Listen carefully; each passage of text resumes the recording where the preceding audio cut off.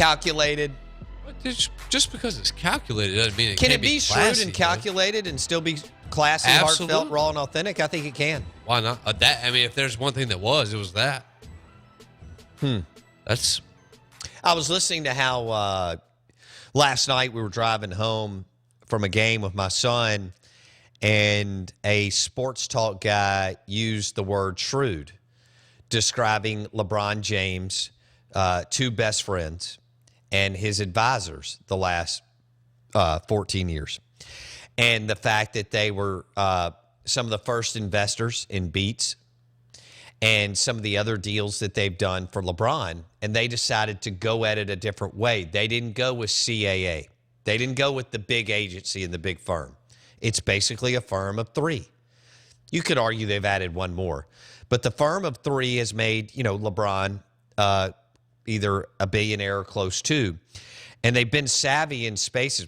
Many athletes, even surrounded by a big firm, would not have been the first. I'm talking about you and me. Everybody listening can only think about what we know today, and it's very difficult as humans to untangle that web.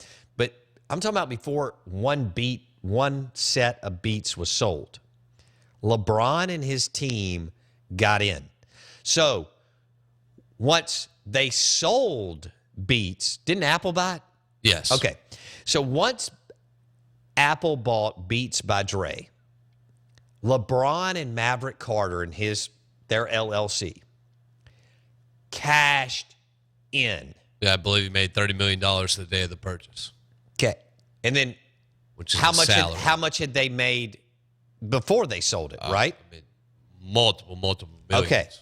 Well, so the word shrewd, I think sometimes we believe is always has a negative connotation. It does. And it's not necessarily, Bill Bell, let me give you the three guys that I've been referencing the last few weeks. Very good one. And three of the best sports articles I've read in ESPN the magazine on John Elway, Theo Epstein, and Bill Belichick. I would use dozens of words to describe all three, okay? One of them would be shrewd. In a very good way. Absolutely. Yeah, it definitely has a negative connotation. So if it was shrewd by Romo and it was calculated, it can still be heartfelt, authentic, and raw, right? And classy? I believe so. I don't know We why struggle with that I think as humans, and to think, oh, that was shrewd, but yet it was raw and authentic. And I think Look, that played is. to Bubba and Darlene, who lived 25 miles west of Dallas, and every single Sunday, like clockwork, for 35 years of being married, they have watched the Dallas Cowboys. That played to Bubba and Darlene. All right? And Bubba, he hangs sheetrock, and Darlene teaches at the local school, and they are wonderful Americans who have raised two kids who may have gone on to get college degrees. But do you think that Romo's speech tugged at the heartstrings of Dallas Cowboys No, I know it did. fans throughout Texas? I know it did. But I And think it kind of took Dak off the front page out of the and put limelight. Romo on the front page. Right. Does that mean that it was coming from a bad place? No. Does it mean that it wasn't shrewd? No. Does it mean that it was shrewd? Could be. Was it calculated? I would think so. Did he use an agency or a PR firm? If I had to guess, I would think he did. Was he nudged to do it? We'll never, ever know. He may have done it all on his own. Does it matter at the end of the day? I don't know. It was a super classy way to say, hey, guys, let's focus on the team right now at 8-1.